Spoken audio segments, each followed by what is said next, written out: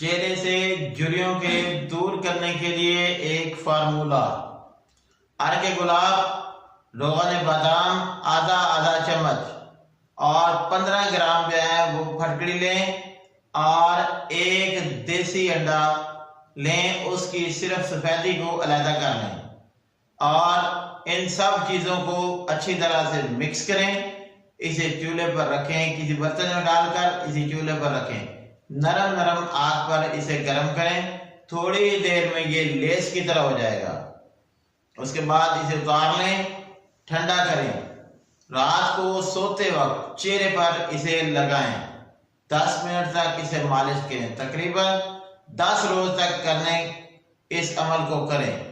इंशाअल्लाह चेहरा झुर्रियों से पाक हो जाएगा, चेहरे की रंगत साफ हो जाएगी और